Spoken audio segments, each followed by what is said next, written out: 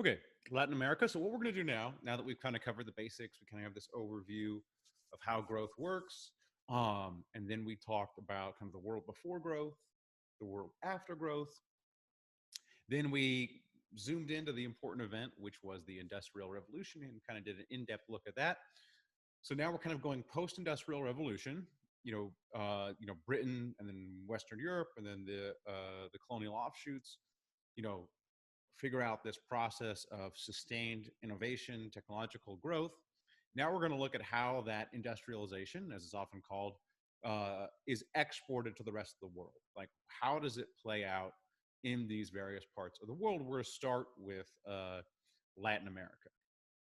Okay. And so we have like these different growth experiences that we are kind of familiar with. So this only goes to 2000, but you can see, okay, here's these Western offshoots. This is like the US, New Zealand, Australia. You can see them doing fairly well. You have Western Europe, similar story. You have, this is Japan. Japan's like the first non-European country to industrialize. It actually technically industrializes back here in the late 1800s. You can see that bit of growth. And then, of course, it really, everything really takes off in the 20th century. Here's your former USSR. Here's kind of the Soviet states, which kind of have a bit of growth initially and kind of have been mired in stagnation since then. Eastern Europe. And then we have Latin America, which sees some growth, but really not to the extent of Asia or Western Europe. So it's like, okay, what's going on in Latin America? And really, what this paper is about, and it's this lecture. This is based on a paper by Engerman and Sokoloff, and kind of another paper by Asimoglu, Johnson, and Robinson. These papers, I think, the insight in them really can explain why the world looks like the way it does today. Maybe less so today, but more maybe in the early 2000s. And when I first saw this paper, it was in grad school, and I was taking the class with somebody from Jamaica, and she was like, this was like profoundly changed her life. Like, she was like, after she read these papers, she was able to really, she was like, man, now I totally understand what is going on in my home country. And so I do think they provide a high degree of insight. Well, I guess you'll be the judge. You'll see the lecture and see if you buy it, see if you don't buy it. So we think about Latin America. Latin America certainly has fallen behind in terms of economic growth its northern neighbors, the U.S. and Canada. And so we have, our institutional theory, there are geographic theories, and then there's, of course, a colonial theory, which is like there's, some colonialism was, worse for Latin America than it was for, say, the U.S. or Canada. And to some extent, all of these are true, although I think the nuance often gets lost. Okay, but what is interesting is Latin America, if you were to go back to, say, 1600 or 1700, or even during the American Revolution, Latin America is much richer than the northern colonies. So there is what's called the Great Reversal, and this kind of happens all over the world, is that the richest places in 1700 become the poorest places in the 20th century. And this is a bit of a puzzle. It's called the Great Reversal, where you kind of have the richest colonies become actually the poorest countries after colonialism ends. And we can kind of see this, in this graph, where here are your richest places over here in 1500, and then we fast forward to 1995. They're not as rich as some of these places, which were real backwaters. Even amongst Latin America, the richest Latin American country is Chile. And this was a backwater in 1500. It was a kind of a colony. It was a colony that Spain didn't really care about much. There was some mineral wealth, but it just was poor relative to the other Spanish colonies. Now one of the richest. Here you have U.S., Canada, Australia, which are essentially at subsistence level in 1500. Now they are some of the richest countries in the world. New Zealand, same thing. Singapore, Hong Kong, as well. Here's another way of looking at it. Population density wise, the relationship is even more strong. Okay, and so as I mentioned, this lecture is really based on this Engerman and Sokoloff paper that is Watershed in the literature. And what essentially they're saying is there's like an initial geographic endowment. that leads to what type of colony that became. There are certain institutions associated with each type of colony, and then those influence modern day growth. So it's like a chain of causation. And for Ingerman and Sokolov, there's essentially two types of colonies: extractive colonies and settler colonies. And then within the extractive colonies, there are two different ones: sugar colonies, which are focused on growing sugar. Um, and here you have a lot of slave labor. We have a lot of imported slave labor. So sugar is a crop that can really only be grown at economies of scale. We need a lot of people doing it, a lot of division of labor. The sugar requires refining, and so that's like kind of its own little factory. And so you need, essentially, back then at least, it was more conducive to slave labor. And so you have, the focus of the colony is growing sugar, essentially using that wealth created by sugar, transferring it up to the elites in the colonies and the elites back in the home country. You have hacienda colonies, which are characterized by large native populations that essentially work in the hacienda system, either farming, usually mining. Okay. These often will use existing institutions that were there by the Incans or Mayans, and then essentially remove the elite layer and replace it with a Spanish elite. They're also extractive. Essentially, it's forced labor or something that looks like close to forced labor, transferring that wealth, either mineral wealth or land wealth, up to the elites or back to the home countries. Then you have your settler colonies, which typically the settler colony would look like something like Massachusetts, where the native population is really low. Either it's naturally really low or it has been reduced because of disease. But for whatever reason, there's not many natives there. There's no economies in scale in agriculture. It means that as the farm gets larger, it does not get more productive.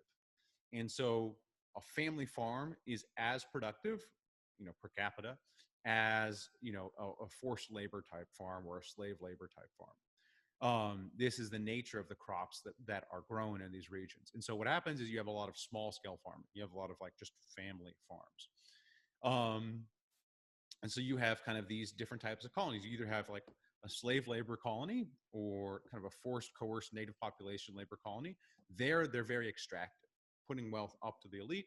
Or you have a settler colony, which is fairly equal. You have a lot of settlers, family farms, similar levels of wealth.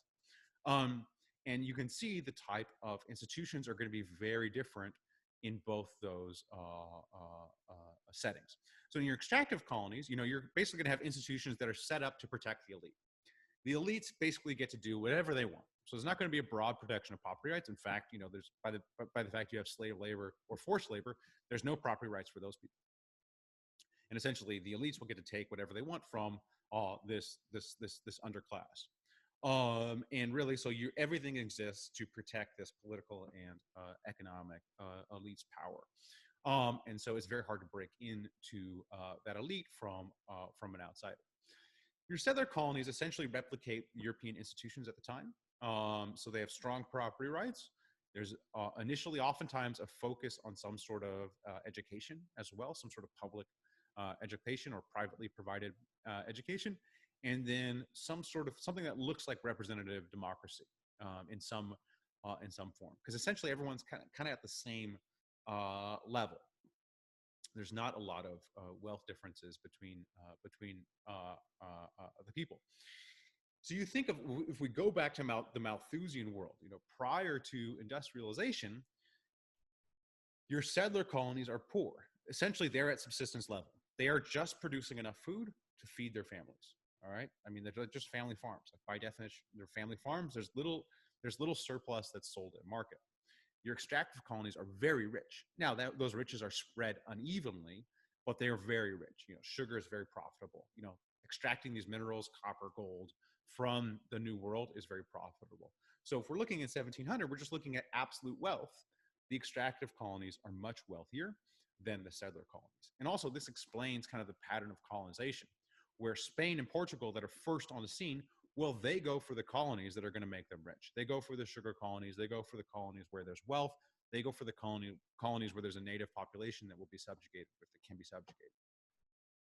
When England gets on the scene, all that's left is kind of these backwaters where there's not much existing wealth, where there's not much gain to having having this colony. So that's why we kind of see these differences. These settler colonies tend to be from England or France, whereas your extractive colonies are usually Spain or Portugal. Although we do have some extractive colonies in the Caribbean that are British, Jamaica, and the southern colonies in the U.S.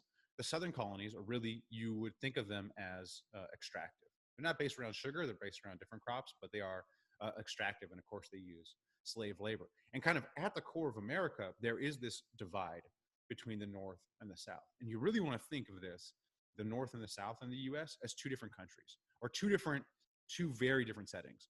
Settler colonies in the North with their own set of institutions, extractive colonies in the South with a different type of institution, essentially protecting that elite. And you can run this all the way through, and you can see the difference in the institutions. You can see the good old boy network in the South, kind of protecting those elites. And you even see this before and after the Civil War. People who are rich before the Civil War are the same people that are rich after the Civil War, even though their wealth has been destroyed during the Civil War. They essentially bounce back because of these networks and kind of protecting the elite. Where in the North, you see much more churn. You see much more churn in and out of the elite over time, where it's very common for someone to be born in the bottom of the income distribution and rise to the top. Okay. So how do you pick what type of colony you have? If you're a European power, essentially you're going to look at what can I grow there? If I can grow sugar, I'm going to do that. That's the most profitable crop. What's the disease environment? I'm not going to have a settler colony where the mortality rate's 90% for European settlers, as it is around the equator. What's the native population like? Can it be subjugated? Is there no native population or very low native population? What are the existing institutions? Many of your Incan and Mayan society and Aztec are highly extractive. They're very unequal as well. And so oftentimes, as I mentioned, Spain would just hijack that. They would just replace the existing elites with themselves. And so you're going to look at your endowments. That'll decide, are you going to do a settler colony or an extractive colony? That'll lead to a certain type of institutions. Those institutions will persist to the present. And those settler colony institutions are going to be very conducive to economic growth after we get industrialization. And that will explain the differences in wealth that we see in the present. That is the theory. Here is just some evidence for this. So this is property rights on the y-axis, better property rights up here, worse property rights down here. This is settler mortality. So how deadly is it for you if you're coming over there as a settler? And you can see this rough relationship where areas where the disease environment isn't that bad for Europeans, they have much stronger property rights in the present, the theory being because they were settler colonies. Okay, and so exactly here's the way it works specifically. Your settler colonies can have fairly equal distribution of wealth. They're going to get institutions like democracy, public goods, some infrastructure, and they're going to try to have a society based around the equality of opportunity, given that we are all fairly equal wealth-wise. Your extractive colonies are going to be very unequal, and they're going to pursue institutions that protect that elite's wealth. So there's going to be high taxes or some sort of subjugation of the lower class. It's going to be really hard to enter these colonies as an elite. So they're not going to encourage immigration from Europe. And there's going to be a high degree of expropriation from the elite class. Okay, all right, let's take a break there.